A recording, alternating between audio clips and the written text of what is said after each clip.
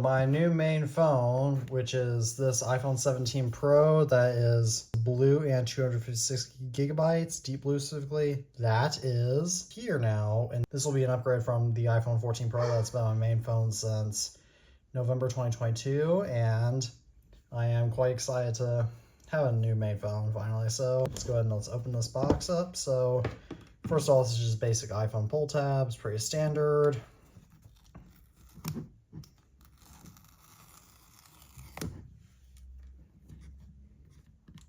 Just includes how you can learn more about your iPhone. Includes the iPhone 17 Pro USB-C charge cable, which requires eSIM here. And this is paper packaging, please recycle. And right away, one difference between this and the iPhone 17 Pro's box is that first of all, this box looks noticeably lower quality. I'm getting a lot more smudges on this, but this box also shows the back of my the iPhone 17 Pro instead of the iPhone 16 Pro Max for my mom's iPhone. That shows the front, is what Apple's been doing for a few years. So, however, let's go and let's open this.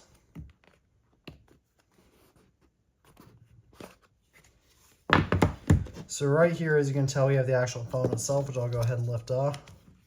This feels like very cheap paper too. And this right here is a braided USB-C to USB-C cable, which I'll go ahead and set aside. And then right here we have the iPhone pamphlet, which just includes some basic information. There are no Apple stickers. That was eliminated with the iPhone 16 line, unless you request them, but I did not. And it just basically really tells you how you no longer need a physical SIM card, since that's all Apple includes in the box these days. However, let's go and let's unwrap this actual phone. Let's go ahead and power it on.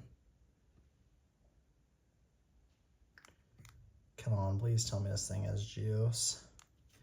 Okay, I was just holding it the wrong way. And right off the bat, just a few noticeable differences that you can tell the aluminum, and you can also tell this side is aluminum, this side is glass. It's supposedly to reduce weight and to increase better heat thermal conductivity, even though this is a very ugly design. Wow, this is smudging a lot. But this is no longer titanium, as you have to get an iPhone Air for that. But this iPhone is overall uglier. And this right here is just the millimeter wave antenna for the 5G. And then this right here is the very, very ugly camera bump. And then this right here is the action button and two side buttons. USB-C ports. Interesting, there's no side rails. And this right here is the stupid camera control thing. And the power button, and that's really all of my iPhone 17 Pro, I have to say. So I'll get back to it for review sometime, but do you have an iPhone 17 Pro? Please comment that down below. As always, thank you all for watching this video. I'm the iTunes family, and as always, peace out.